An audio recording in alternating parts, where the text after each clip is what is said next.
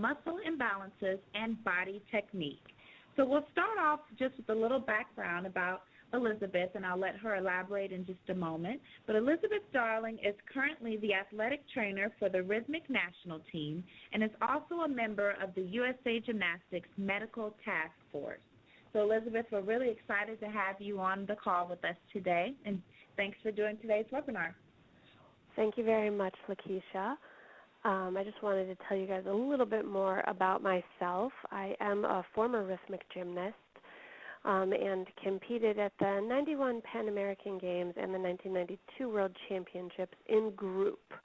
So I was a group athlete. Of course, I did individuals as well. And I was a judge at the JO level from 96 until 2008. And I enjoyed my time judging. And, of course, I loved my time as an athlete. But my real love for rhythmic gymnastics comes about when I'm studying the musculoskeletal system and understanding what our athletes have to go through and what muscles are being used and how we can train efficiently and how we can be the best rhythmic gymnasts we can be while preventing injuries when possible. And so I am a physical therapist and also an athletic trainer. And I also, through Caroline's Challenge, helped develop a flexibility and strength testing program for rhythmic gymnastics. So kind of where this all started, or our testing program started, was in 2009 after the World Championships in Mie. Caroline challenged me, I would say, after a FIG medical meeting where they were discussing the injury prevalence in the rhythmic gymnasts. And there were discussions about whether there was too much flexibility, if the extensive back flexibility was causing the injuries, were the skills too hard, or was the increase in injuries due to poor training? So Caroline asked if we could work on a testing program where we could look at where our athletes' limitations were or where their imbalances were, and then from there develop skill progressions so that we could have healthy gymnasts that stayed in the sport a long time and improve our performance internationally as well as, of course, nationally, and keep building our club programs domestically because we have healthier, happier gymnasts. And so the improvements that we were looking for with training, or the things that we were looking at, was how can we test whether our athletes are flexible enough, but also do they have enough strength to support the flexibility that are required in rhythmic gymnastics. So we came up with a series of tests. Here are pictures of just 3 of them. Obviously, the one in the upper left, we're looking at back flexibility, but not just back flexibility, we're looking at the strength. Can they support the position? And in this example, we're using the numbers on the outside of that graph to give our athletes a measurement or give them a number so they can see where they're at and then see how far they can progress. And the testing program is supposed to be things that can be measured by coaches or athletes or parents, give children or give our athletes a point of reference for where they are, and then how much further we'd like them to be so that they can be good, healthy athletes and sustain the training that's required for rhythmic gymnastics. So we're not going to go over all the tests today, but those tests that we've been using for the last 7 years will come up from time to time in this performance, or come up from time to time in this presentation, because what we're going to focus on today are the 3 Ps for optimal success. And I think these 3 Ps come out of our testing program and the challenge that Caroline laid out for us 7 years ago. And that is, the 3 Ps are 1, position. And this is where we put the emphasis on strengthening in the basic, most fundamental position.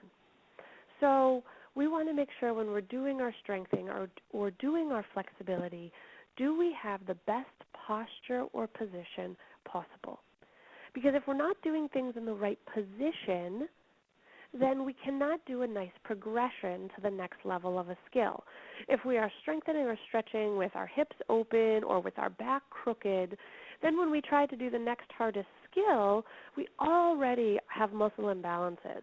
And then we're strengthening on top of muscle imbalances and encouraging that muscle imbalance to continue, thus putting our athletes at higher risk for overuse injuries.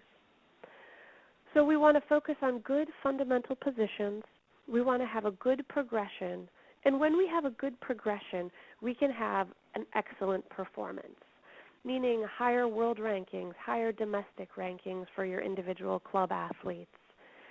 And before we can implement the 3 Ps, we have to look at what our rhythmic gymnasts, like what their typical body type is or what their typical imbalances have been in the past.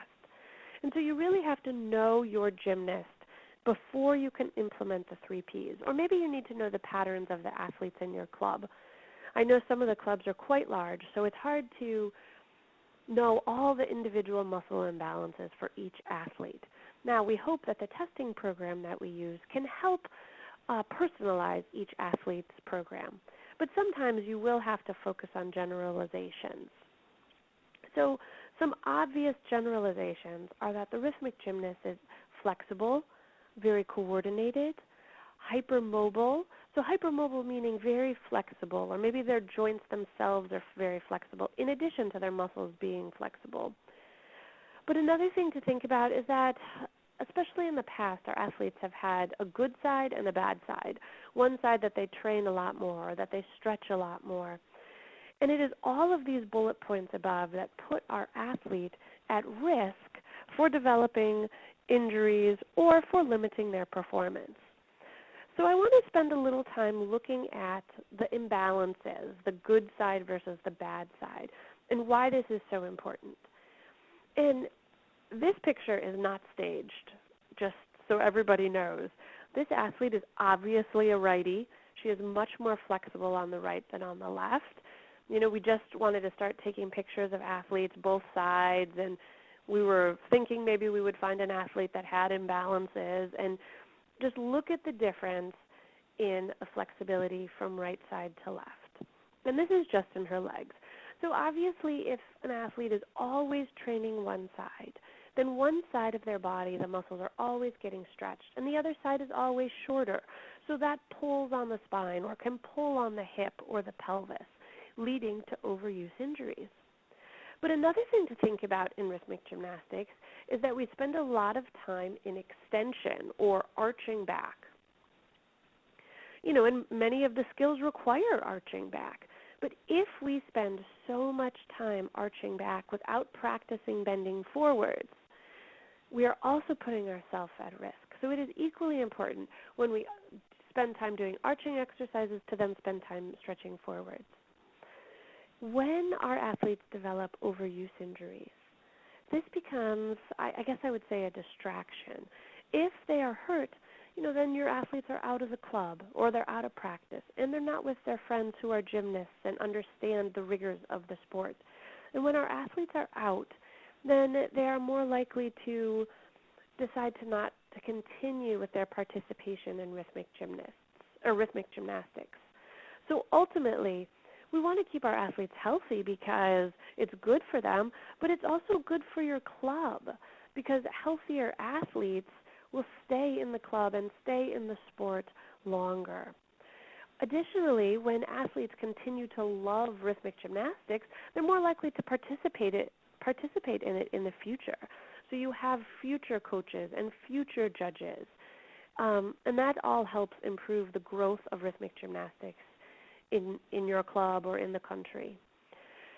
Additionally, pay attention to if your athlete has repetitive injuries. So if they're getting hurt in their ankle and then their hip and then their low back, then this causes them to also, like I would say, fall out of love with the sport. If they're always hurt, then it's hard for them to want to keep training. So one thing that we can do that's very easy is just training both sides. You saw the picture of the athlete doing the lunge. You saw the picture of the athlete leaping on each side. One thing that I was really impressed by at World Championships was this most recent World Championships in 2015 was that even though our athletes were at the top competition in the world for that year, our national team, the United States national team, during warm-up still practiced both sides. So even though they were getting ready to compete at the highest level, they were practicing pivots on their right and on their left. They were doing leaps on their right side and on their left side. So this, I believe, helps contribute to nice muscle balance, good strength, injury prevention, and good balance in the sport. So another thing to understand before you can implement your 3 Ps, which is the position, progression, and performance, is we have to identify the injury patterns in rhythmic gymnastics. And I've spent some time looking at the different injuries. There's not a lot of research on this, but there is some. And 50% of the injuries for rhythmic gymnastics occur around the foot and ankle. Then this is followed by low back injuries, and then this is followed by hip injuries. And I just point this out because if foot and ankle is where most of the injuries occur, it would make sense that maybe we should spend, or at least start our focus on injury prevention at the foot and ankle, or spend some extra time here. When I watch athletes warm up and when we watch conditioning programs, athletes do spend a lot of time on the low back and hip and working on their core strength. And this all makes perfect sense, and this is a perfect exercise or perfect things that coaches and athletes are doing. But I would challenge everybody, based on this research, to also spend some time working on strength around the foot and ankle. And we're going to go over that in a little bit later in this presentation. But just remember that if you have good alignment and good strength at the foot and ankle, that this also works its way up the chain. This can help you with good pivots. This can help you with good jumping. This can help you with good stability for some of your balance skills. So on the next slide, you're going to see a graph. And it's maybe a little hard to understand this graph, but what I was trying to point out was that since 2009, when Caroline challenged me and the healthcare providers that are working with USA Gymnastics, like Chrissy Sutton and Jamie, who some of you guys have worked with, and Amanda Scully and Debbie Van Horn, and when she asked us to come up with an injury prevention program, you'll see at the start of this graph, and this is 6 years ago, our group team finished 16th in the world, and our best individual finished, I think it was around 28th. And then we started implementing our strength and flexibility testing program. And we started bringing in coaches and doing more camps and working on our fundamentals as a country and working on body technique and basic positioning, and also learning from each other, learning from other countries how to progress our skills by starting at the fundamentals and growing from there. And you'll see this graph ultimately ends on the right-hand side at the most recent World Championships, where we had our group team finish 13th and we had our top individual finish 8th place. So I think the impact of progression training, where we start with the fundamentals and build from there slowly and carefully, and then you may have to return to the fundamentals from time to time, is a very important lesson, and that we can see from this graph, since we have tried to implement this since 2009, we have had success, and we have ultimately now qualified an individual and our group to the Olympic Games for the first time. So now we're going to focus on the foot and ankle. I mentioned previously that this is where 50% of the injuries in rhythmic gymnasts occur. So it makes sense to start here. And I would say that, a lot of times we think that if we're taking ballet a couple times a week, that we're working on our foot and ankle strength. And I just want to talk here about some other things that we can do in the gym. Because ballet a couple times a week is excellent, but maybe we need to do a little bit more. And one thing that's very, very important is doing releve in good alignment. When we have good alignment in our releve, this is going to help us be more successful in our pivots. It's going to give us a good foundation and structure for our flexibility or balance moves. but that it's also very important to have good, strong feet and good alignment in our feet in order to have powerful jumping.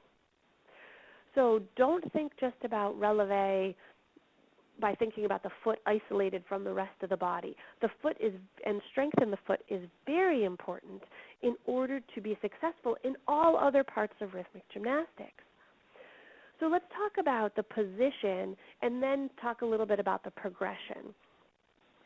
So the first thing I would challenge you all to do, and I don't have a picture of this, is just with your lower level athletes, have them do releve on both legs.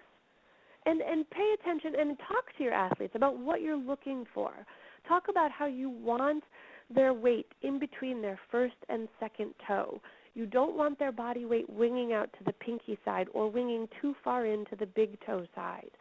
When athletes do releves like this for a long period of time, this can lead to, they call it turf toe or arthritis in the big toe. It can also lead to popping and clicking on the inside of the ankle or a tendinitis in that area. Once your athlete has good position in releve on both feet, then you can add to single leg releve, holding maybe just a passe or a coupe position, but have that athlete understand what the proper position is and have them work through there. Maybe they can work as partners, giving each other cues as to whether they have good alignment or not, or maybe they need a mirror to get good visual feedback. Once they can do good releves on a single leg, then you can add a band. When you add the band, you wrap the band around the heel. You don't need to stretch the band a lot. Just stretch the band a teeny bit, just so they have a little bit of force or a little bit of stretch, pulling them in, pulling the ankle in, and they have to counteract that pull. They should try to keep their ankle stable even though the band is pulling from one side. Then you should have the athlete turn around and do the other side, so meaning that the band is now pulling from the other side. Now, you shouldn't progress to the next phases until the athlete has mastered just doing this releve in a passe or in a coupe position. Now, here's a way that you could progress to the next level. Go ahead and go up and down, all the way up and then down slow. All the way up, quick, down, slow. All the way up, quick, down, slow. And I would say in that video, I'm not sure if everybody could hear the audio, but what I was trying to encourage this dancer to do was to go up into a releve quickly. Because for rhythmic gymnastics, when you're doing your pivots, you do want to get up into that releve quickly so that you can get in that position and the judge can start counting how many pivots you do. So you want to train it that way. So in this example, or something you could do in your gym, is I'm coaching this dancer to go up quick and then slowly go down. So it's called an eccentric strengthening position on the way down.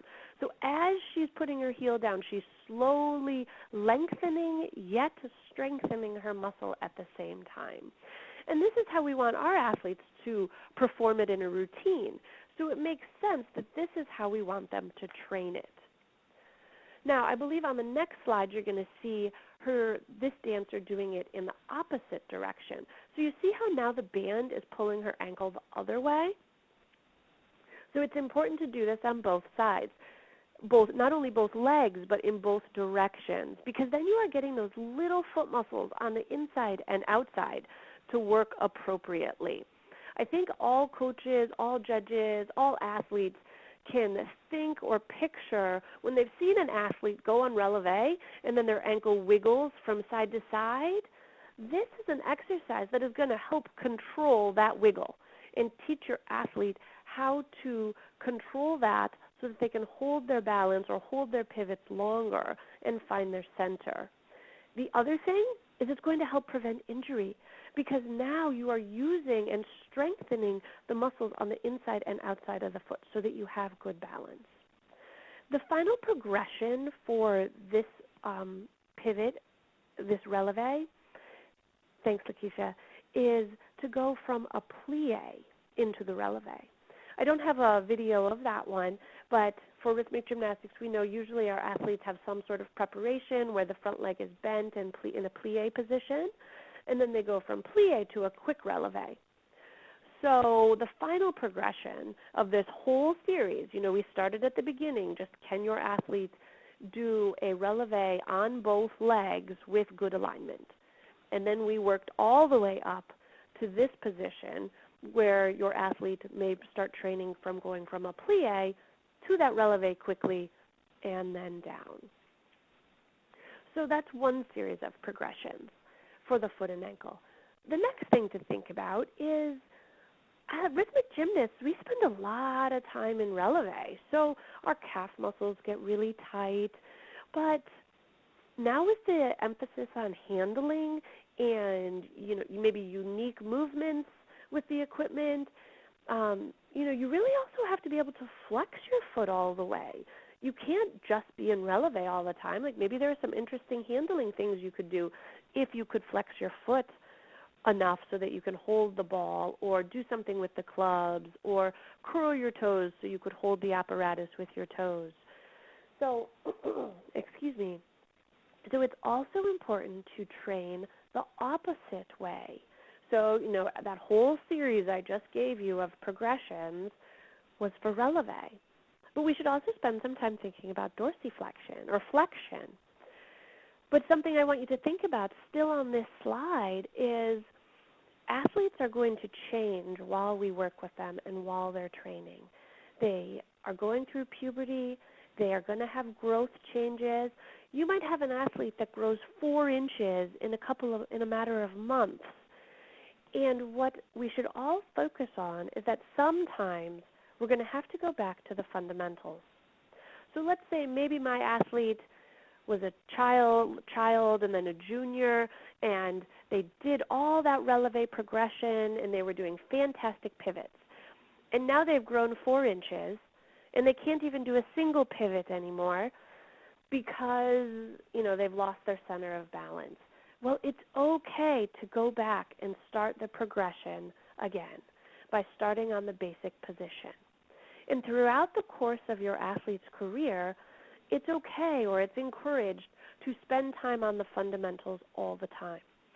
Maybe not every day. Maybe as your athlete is performing better and better and their skill set is improving, maybe you only do the fundamentals once a week, or maybe you only do a really basic progression once every 10 days. But it's important to know that it's okay to go back to the fundamentals as your athlete changes, or also as the FIG rules change. So things that might be required for one quad are totally different for the next. So it's always important to keep your fundamentals strong, so keeping your good position, keeping your good balance of flexibility. And in this example, we're talking about not only being able to releve, but also being able to flex your foot all the way. Because you never know when your athlete's going to grow, you never know when your athlete's body is going to change, and you never know, my understanding is, you never know if the FIG rules are going to change and that the requirements might be different. So now I have a couple videos and exercises to focus on that flexing of the foot that we were just talking about. And I also want to point out that I understand that the clubs and the gyms and the athletes and the coaches, you all have very limited amount of time that you can spend time in your gym or that you can watch your athlete, and that sometimes they are just going to have to do things at home, and that there are some simple things that they can do at home. And it is okay to just give your athletes some of these videos or give them some of these exercises and say, you need to focus on these at home. But also that there are times where maybe the coach or the athlete could combine a couple of exercises. A lot of times I see athletes, just as they're warming up, just sitting and doing their TheraBand strengthening for their ankle. But maybe they could do that while they're doing splits. So that's why I incorporated this picture. So this athlete is doing her splits, but she's also going to be doing strengthening. And then go into demi-point. And then reach long, push your toes into the band, curl the toes as far as you can, Then go demi and up into flex and go all the way into flex. Then back to demi, toes, all the way with the toes, back to demi, and then flex. And you can also do this in oversplits. So again, if people couldn't hear all of that video, all the audio from that video, what that athlete was doing was letting her foot, or with the help of the band, she was flexing her foot all the way. She was getting a calf stretch. Then she was going into a demi-point position. Then she was pushing her toes and curling her toes into the band. Then she was slowly going back into the demi, and then demi-point position, and then all the way back into the flexed position. All of those phases, I believe, are important for rhythmic gymnastics. It is important to stretch splits, also over splits, with the foot flexed. Think of all the skills that our athletes do with the front foot flexed, the penché positions, the penché spins. All of those things are done with the front foot flexed. If your athlete does not have enough flexibility to flex the front foot at least to 90 degrees, then that is going to throw off their center of balance when they try to do a penché. It is also going to put more pressure on the front of their hip. So this is a very functional position where you're getting your athlete to work on several things at once. You're getting her to work on flexing the foot, but you're also strengthening her foot into the releve and then strengthening her toe flexors. Those are the muscles that go from the back of the calf all the way down into the toes as well. So, and obviously that exercise can be done in oversplits as well. The next video is another example where I'm trying to strengthen the front of her shin. So, we spend a lot of time strengthening the calf. We spend no time strengthening the other muscles. So in this slide, before we start the video, I just want to explain what you're going to see. The left foot, the heel is down and the toe is up. This dancer felt a lot of work on the front of her left shin. But she's also going to be working her glute muscle. Now, I told you that glute or hip and back injuries are the second most prevalent injuries in rhythmic gymnastics. So in this example, I'm kind of combining, or at least in my mind, I'm combining some ankle strengthening, ankle injury prevention, and getting some good glute strength at the same time. So when you teach your athletes this one, or when you try this one yourself, explain to your athlete that you want their hips level. One hip shouldn't dip lower than the other, and that it's okay if they feel this in their left glute or buttock region and the front of the left shin. So we can go ahead and watch this video.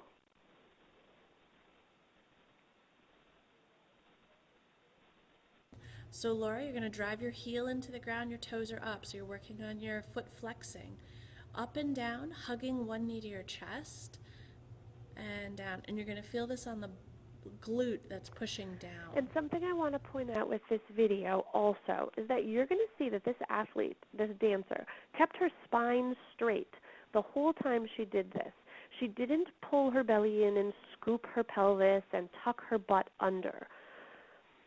Sometimes in dance, in rhythmic gymnastics, we're always trying to tuck our butt under. But if we do too much strengthening with our butt totally scooped under, then that results in kind of like your pelvis being stuck under, and it's difficult to move your free leg up into like a full side extension or front extension. And the line doesn't look as pretty when somebody is totally stuck or sunk into their pelvis. And I hope everybody can picture what I'm talking about when I say that. The line and the muscle length is always better, and you can get more strength when you're lifting up and out of your pelvis and you're not so scooped under. So when you're doing this strengthening, you saw that this athlete, she kept her spine straight as she lifted up and down. She didn't totally scoop her pelvis as she did it.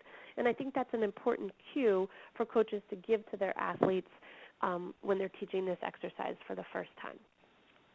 Okay, we have another video.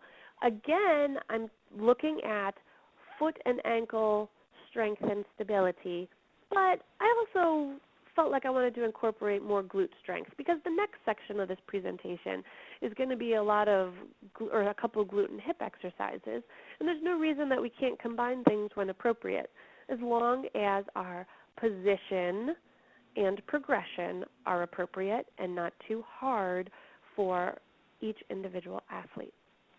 So for this example, the foot is flat, but you could also do it with the heel down and the toe up.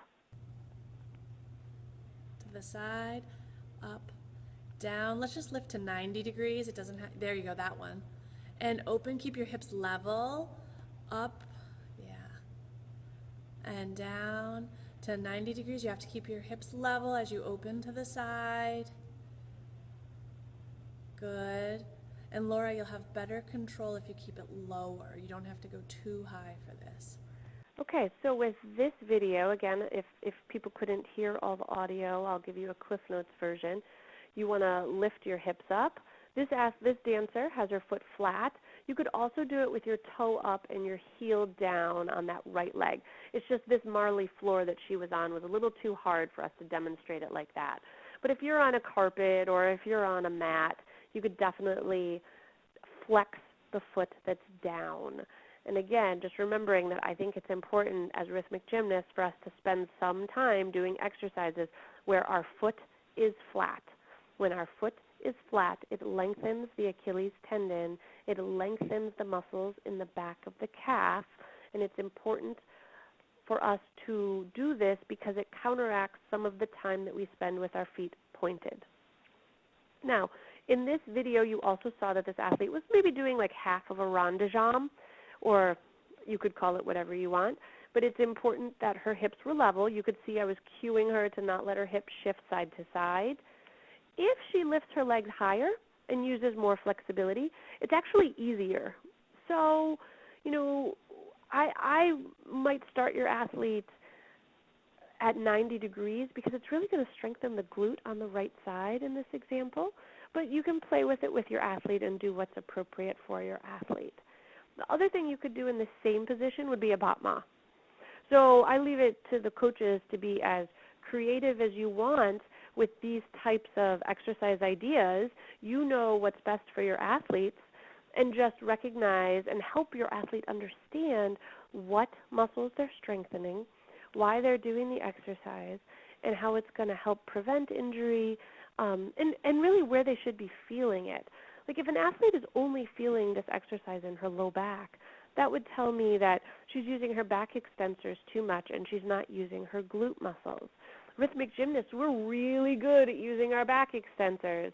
And because we're so good at it, unfortunately it leads to injuries in the low back, like stress fractures or muscle strains. So you want your athletes to understand when you're teaching these exercises that, okay, you would explain this one is you should feel it in your glute or your hamstring, that's the muscle in the back of the thigh, or maybe you should feel it in the front of the shin. But this is not one where I want you to feel it only in your back. There may be other exercises you do with your athletes that you want them to feel in their back. But I think actually as a program we're really good at back strengthening and back flexibility. So I didn't want to spend time on that today. I wanted to try to give everybody listening today some other ideas to add to your repertoire. So let's keep talking about hip and back. And I just wanted to kind of bring us back to remembering that we're talking about these 3 Ps: position, progression, and performance. And I just chose these 2 slides, these 2 pictures, just to remind you, like what we were just talking about, that our athletes do spend time on flat foot. And if they are on flat foot, they have to have good length in the calf muscle. And if you look at the picture on the left here, you see how her center of gravity is slightly behind her front leg? That could be because maybe she's tight in her calf. And because she's tight in her calf, she can't get totally vertical. So it's important for us as the coaches or the healthcare professionals to understand how important it is for the back flexibility, the glute strength, and just how all of these things fit together to have good position for our skills and also prevent injury. So if you're not sure kind of where your athlete is having a problem with or where their problem is, so let's say they can't do one of these skills or both of these skills, you could go back to the testing. If you have more specific questions about the testing, you can email me, and that information will be at the end of the presentation. But on the next slide, you'll see that you could just quickly test your athlete and see if they have enough back flexibility to do the skill, or see if they have enough strength to hold their back up when they're in a planche. Or let's say you want them to do the planche with their hands by their ears. Maybe they can't do it. You could do the test on the bottom just real quickly to see, do they even have the strength? Sometimes as a coach, you get frustrated. You keep telling your athlete, arms up, arms up, arms up, and you don't understand why they're not listening or why they're not making the change. Well, it could be a strength issue or a flexibility issue. And so we can go back to the testing and just, use that as a tool to help us figure out how we can help our athletes better. The other two tests you could look at that we've done with the Rhythmic program are just the spinal stability test, which is the top picture on the left, which is just, can your athlete hold that position for 30 seconds or 60 seconds, depending. We have our national team hold it for a little longer. Because if they can't hold this position, then it's going to be very difficult for them to do the penché position with a flat back. The picture underneath it is a test for butt strength or glute strength. If your athlete cannot lift their thigh off of the ground in this test, then that tells me that their butt strength or their hamstring strength is not where it needs to be. So let's say your athlete can't do the test on the bottom but can do a ring balance without using their hand.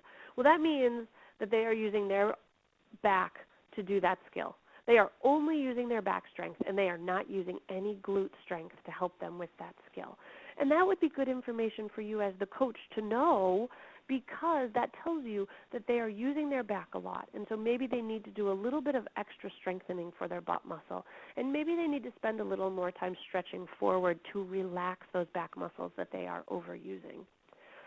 So I think it is very difficult to get the glute muscle to fire, especially in rhythmic gymnasts, because we are, like I said, very good at using our backs for extension.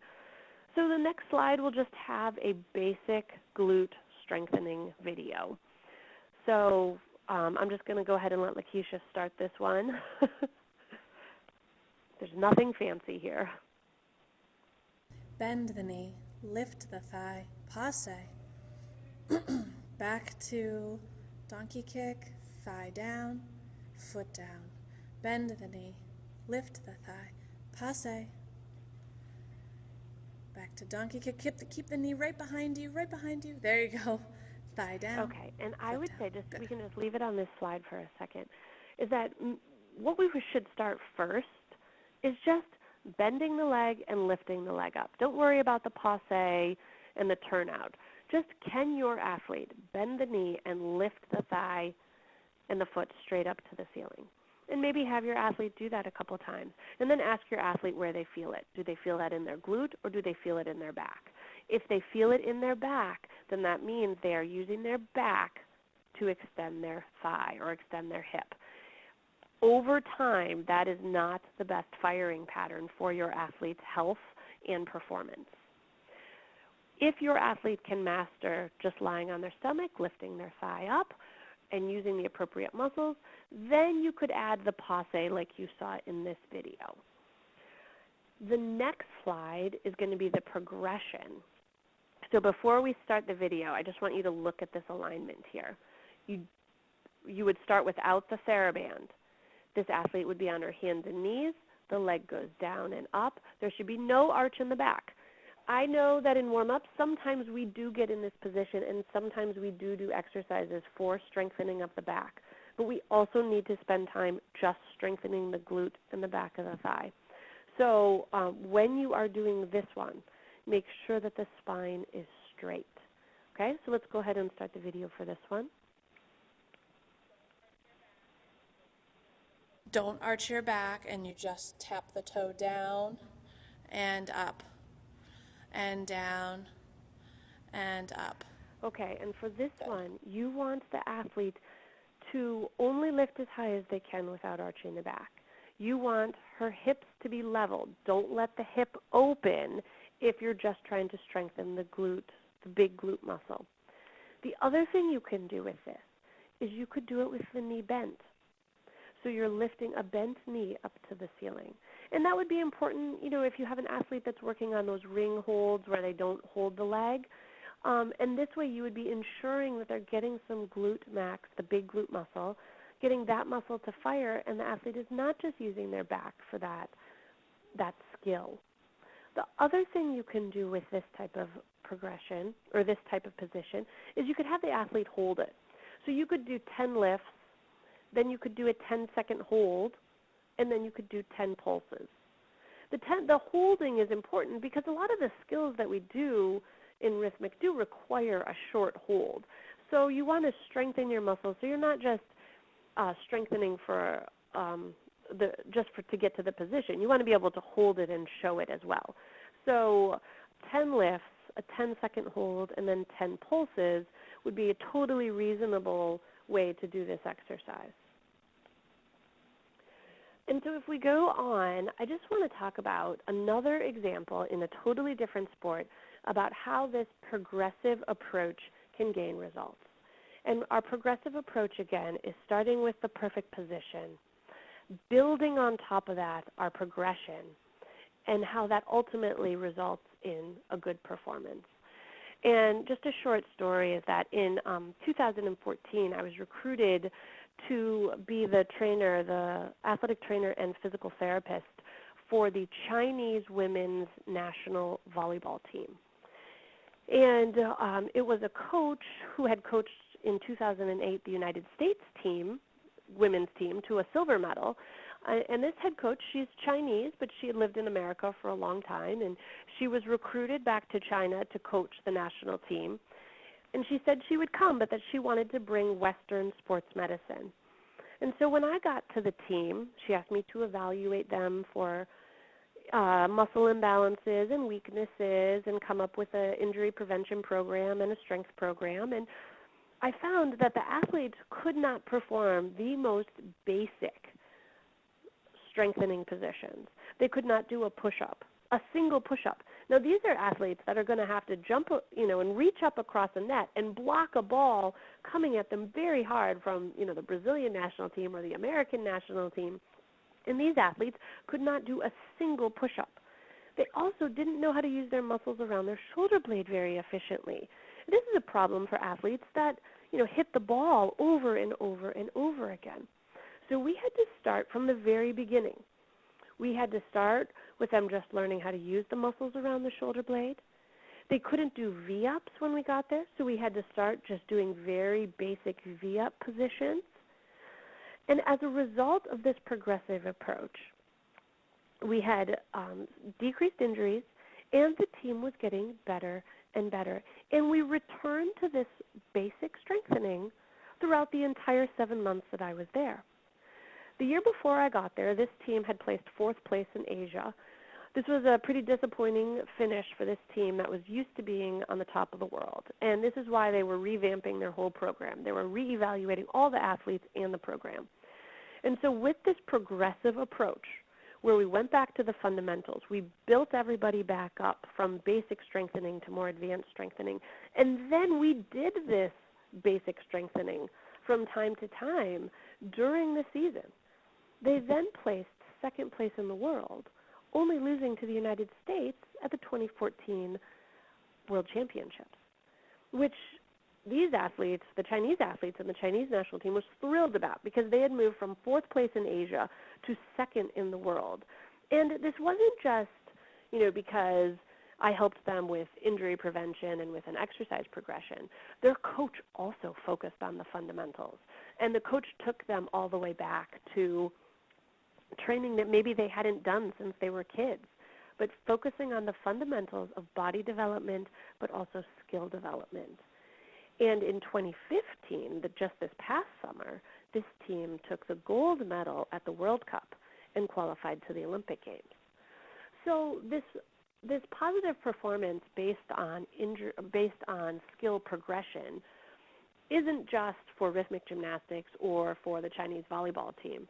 This type of progression or performance progression can be applicable, I believe, to all sports. And so you'll see on the next slide that with the fantastic leadership from Caroline and the amazing coaches that we have in the United States and the collaboration that we've been doing internationally to learn from all the other countries and learn what other people are doing and put that into our repertoire, build up our basic body technique as well as our handling and skill technique, that this has given our national team a positive performance, again, with the qualification of our group and an individual to the Olympic Games.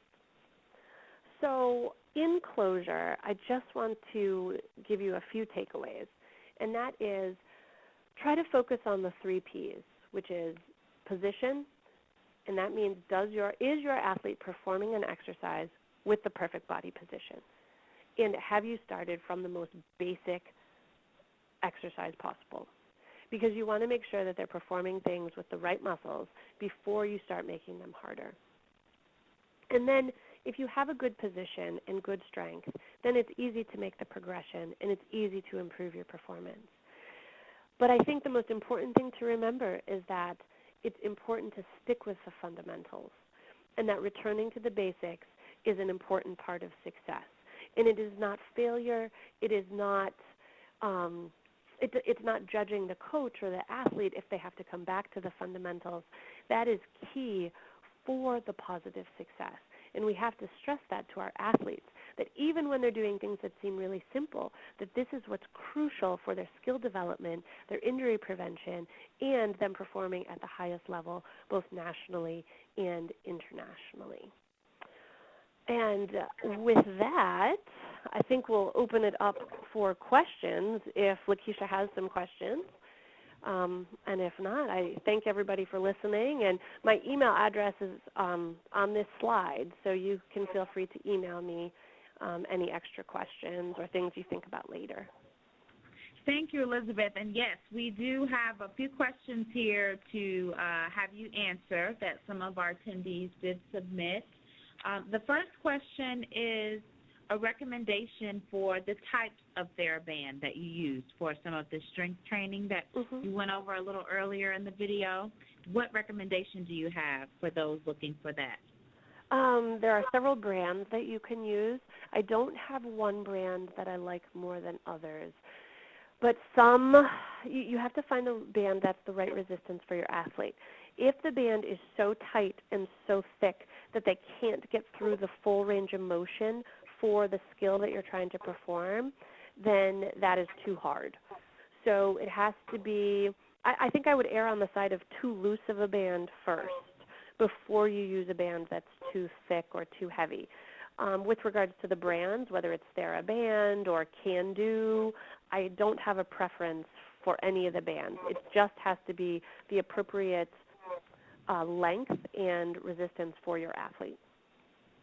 Wonderful. Our next question is, do you have any tips for someone who has dance experience that would like to get involved in coaching? That's a fantastic question.